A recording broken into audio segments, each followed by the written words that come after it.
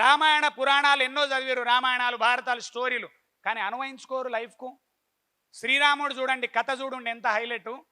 శ్రీరాముడు పెరుగుతున్నాడు, పెద్ద అవుతున్నాడు, పెండ్లయింది కాంగన ఒక రోజు వస్తుంది, ఏం తెలుసా, రేపు పట్టాభిషేకం అంతా రెడీ చేయండి అంటాడు దశరథుడు. రేపు పట్టాభిషేకం ఇక రాముని పట్టాభిషేకం అవుతుంది, అంతా రెడీ చేస్తుంటారు టోటల్. అందరు ప్రజలు ఆనందపడతారు, ఎందుకంటే రాముడు రాజు అయితే సూపర్ అవుతుంది రాజ్యం అంతా, ఇంకా ఖతర్నాక్ అవుతుంది అని చెప్పి ఆనందపడుతున్న ప్రజలు మొత్తం ఇట్లా పండగ వాతావరణం నెలకొంటుంది. రాత్రి పూట రామునికి పిలుపు వస్తుంది, రాజుగారు పిలుస్తున్నారు మిమ్మల్ని గదిలోకి అంటే పోయి చూస్తే యాక్చువల్గా రాజు కింద కూర్చొని ఉంటాడు, ఏడుస్తుంటాడు. పక్కన కైకేయి ఉంటుంది, ఏమైందమ్మా ఏడుస్తుండంటే, ఏం లేదు నాన్న, నా కొడుకు నేను ఒక చిన్న వరం అడిగిన మీ నాన్నను, అందుకు ఏడుస్తుండు. చిన్న వరంకి ఎందుకు ఏడుస్తాడమ్మా నాన్న అంటే, ఏం లేదు, భరతుడికి పట్టాభిషేకం కావనంటే నువ్వు వనవాసానికి పోవాలి అని అంటే, రాముడు ఏమంటాడు ఆన్సర్ తెలుసా అక్కడ, గింత చిన్నదానికి అమ్మ నాన్న బాధపడుతుంది నేను పోతా, నాన్న మాట ఇచ్చినాడంటే నేను వనవాసానికి వెళ్ళిపోతా అని.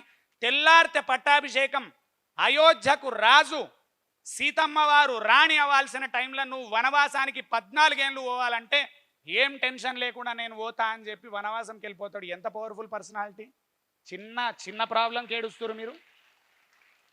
నువ్వేం వనవాసాలకు పోయినావా, నీ ముఖానికి అనడన్నా, అడవులకు పోయినావా, పులి చూస్తే వనికి పారిపోతావు, బొమ్మ చూస్తే పారిపోతావు, పులి బొమ్మ. నువ్వు పులి అవసరం లేదు నీకు, పులి బొమ్మ చాలు నీకు, పులే చచ్చిపోతావు నువ్వు పుట్టుకున్న. ఇంకా హైలైట్ తెలుసా, చాలామంది ఇంకొక పాయింట్, యూట్యూబ్ నుంచి ఎవరైతే ఆంట్రప్రినర్స్ ఉన్నారో, యువత ఎవరైతే బిజినెస్ మ్యాన్ ఉన్నారో, యువత ఎవరైతే సేల్స్ మ్యాన్ ఉన్నారో, యువత ఎవరైతే ఖతర్నాక్ సక్సెస్ కావాలనుకుంటున్నారో, యువత ఎవరైతే నేను పవర్ఫుల్గా తయారవ్వాలనుకుంటున్నారో, నెక్స్ట్ పాయింట్ వినండి. అక్కడ మందర వచ్చి కైకేయి చెవుల వేస్తుంది. రాముడు ఆ రాజు అయితే భలే ఆనందపడుతున్నావు కైకేయి, నువ్వు మాత, రాముడు రాజు అయితే నువ్వెట్లా ఆనందపడతావు, నీ కొడుకు రాజుగాడు భరతుడు అని చెప్తుంది. మీకు తెలుసా అసలు మందర రావడానికి కారణం ఎవరికన్నా, సరస్వతీదేవి వచ్చి మందర మైండ్ చెడగొడుతుంది. ఎందుకు చెడగొడుతుంది, రాముని పుట్టుకనే రావణ సంహారము. అయోధ్యలుంటే సీతమ్మ వారి అపహరణ జరగదు, అప్పుడు రావణ సంహారం జరగదు. కాబట్టి మందర క్యారెక్టర్ లేకపోతే రావణ సంహారం జరగదు. అందరూ మందరం తిట్టుకుంటారు, కైకేయిని విపరీతంగా తూలనాడతారు అందరూ. రాముడు ఒక్కరోజు ఒక్క పల్లెత్తు మాట అనడు, ముందనలే లాస్ట్ కనలే, మళ్ళా రిటర్న్ వచ్చినప్పుడు కూడా అనలే.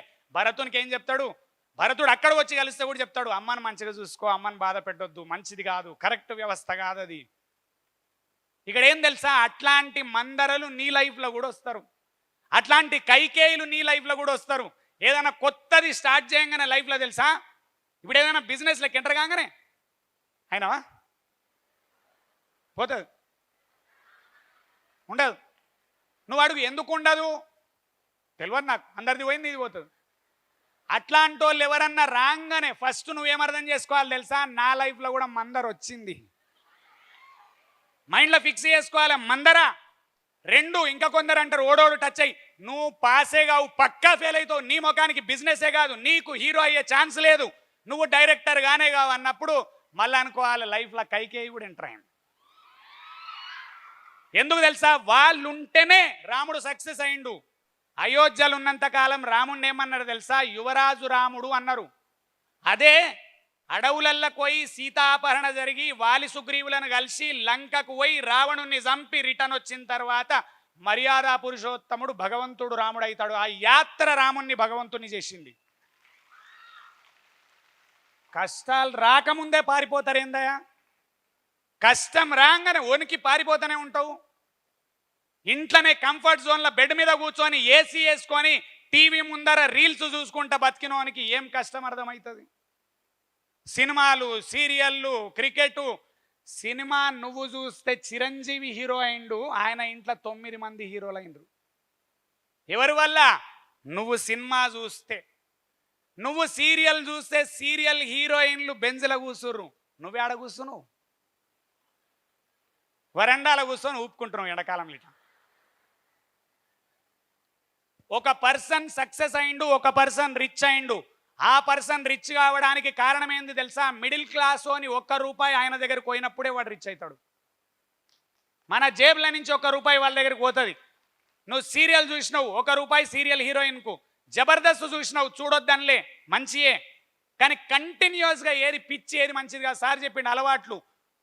కొందరు 6ంటికి సీరియళ్ళు స్టార్ట్ అయితే ఇంట్లో 10:30 దాకా సీరియల్లే. మరి అన్ని సీరియళ్ళు చూసిన నువ్వు సీరియల్ హీరోయిన్ లాగానే నటిస్తావు రోజు.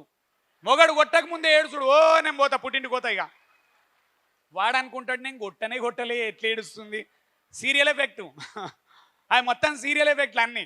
మీకు రిక్వెస్ట్ చేసేది ఏంది తెలుసా, మళ్ళీ ఫస్ట్ జాబ్ ఎక్కండి, మైండ్లో ఒకటి ఫిక్స్ చేసుకోండి, నా వంశంలో అందరు చేయండి, నేనేం చేయాలి ఎక్స్ట్రా. చిన్నది మీకే నేను ఛాలెంజ్ ఇస్తున్నా అందరికీ, కూర్చున్న వాళ్ళకు. అందరు 26-30 ఏండ్లకు కారు కొంటారు అందరూ, నేను 25కే కొంటా. అందరు 25 కొంటారు, నేను 20కే కొంటా.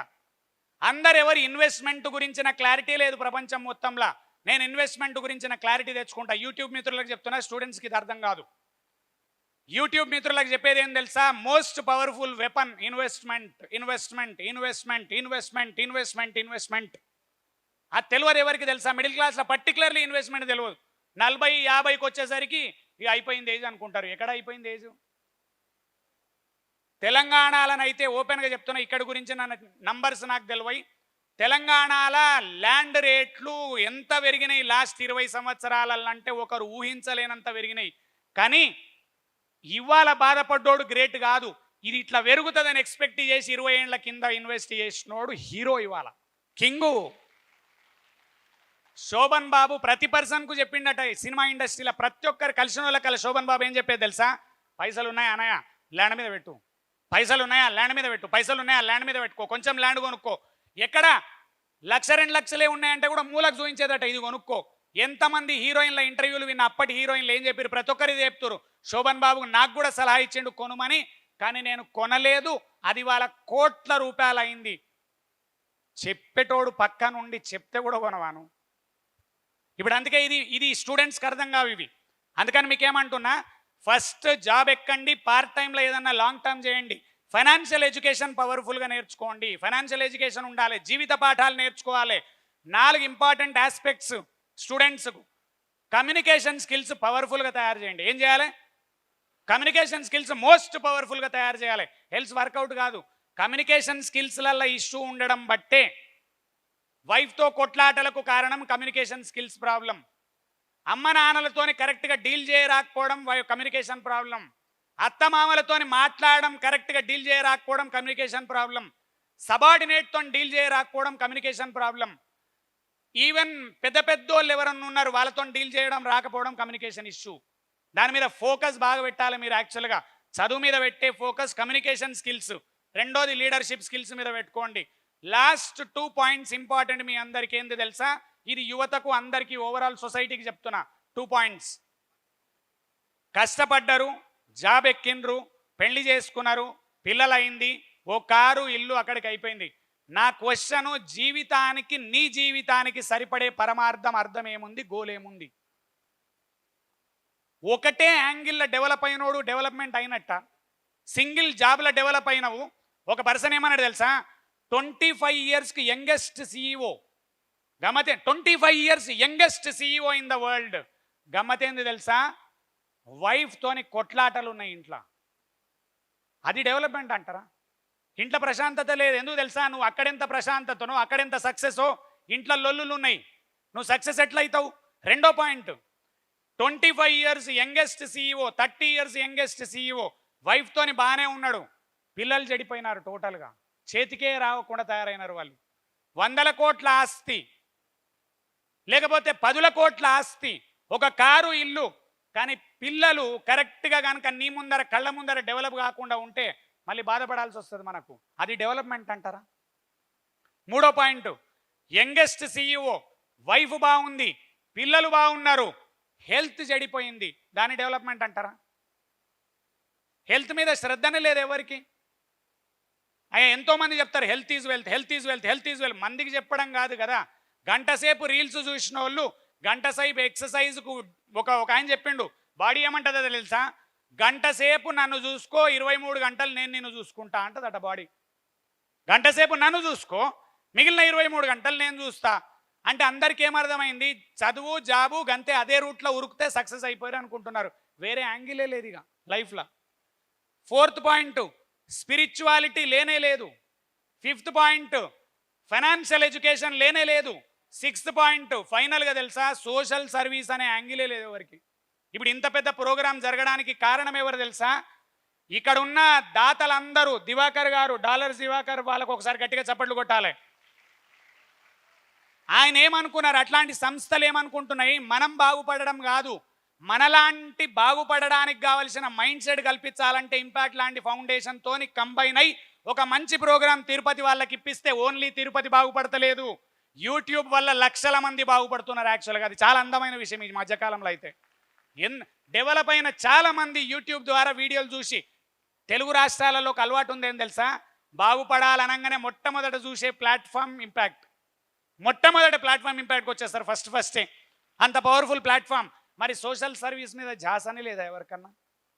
ఫైనల్ నా క్వశ్చన్ ఏం తెలుసా, పెన్షన్ లేదు, సోషల్ సర్వీస్ అలవాటు లేదు, ఇన్వెస్ట్మెంట్లు తెలివై, జీవితానికి అర్థం పరమార్థం లేదు, గొప్పగా ఏం చేయలేదు, అయినా నువ్వు గ్రేట్ అని ఎందుకు ఫీల్ అవుతున్నావు అనేది ఇక పెద్ద క్వశ్చన్ మార్క్. అండ్ మళ్ళా చెప్తున్నా, ఈ ఏజ్లో మీకు అర్థం కాదు, బట్ డెఫినెట్లీ అర్థమైన రోజు పైకి వస్తే కాదు. కొందరు స్టూడెంట్స్ రీసెంట్గా ఒక పిల్లాడు కలిసిండ నాకు, మీ అందరికి చెప్తున్నా, 21 ఇయర్స్ ఆయన ఏజ్, బయట కలిసిండు నాకు. నేనేం అడిగినా తెలుసా, ఏం నువ్వు ఇక్కడ వచ్చి నువ్వు బిజినెస్లోకి వచ్చిండు, బయట తిరుగుతాడు ఎక్కడో అని. 21 ఇయర్స్ నువ్వు బిజినెస్లోకి ఎందుకు వచ్చినావు పోయి అంటే ఏమన్నాడు, సార్ నేను రిచ్ డాడ్ పూర్ డాడ్ అనే బుక్ 3 సార్లు చదివినా, నాకు ఫైనాన్షియల్ ఎడ్యుకేషన్ అర్థమైంది సార్, ఇదంతా వేస్ట్, నాకు అర్థమైంది, నేను చేస్తా సార్ అన్నాడు. ఏం చేసినావు మరి 21 ఇయర్స్లా అన్న అంటే ఏం చెప్పిండు, వచ్చిన మనీ వచ్చినట్టు ఇన్వెస్ట్ చేసిన సార్. ఎక్కడెక్కడ ఇన్వెస్ట్ చేసినావన్నా, ల్యాండ్స్లలో ఇన్వెస్ట్ చేసిండు, గోల్డ్లో ఇన్వెస్ట్ చేసిండు, షేర్లలో ఇన్వెస్ట్ చేసిండు. 20 ఏళ్ల తర్వాత రిటైర్ కావచ్చు ఆ పర్సన్. మీకు ఎవరికన్నా విన్నరా ఒక statement, retire young and retire rich? Retire young and retire rich. 60ల రిటైర్మెంట్ అనేది ఓల్డ్ ఫిలాసఫీ. ఇప్పటి ఫిలాసఫీ 45, 50ల రిటైర్ కావాలి. ఎట్లా రిటైర్ కావాలి? రిచ్గా రిటైర్ కావాలి.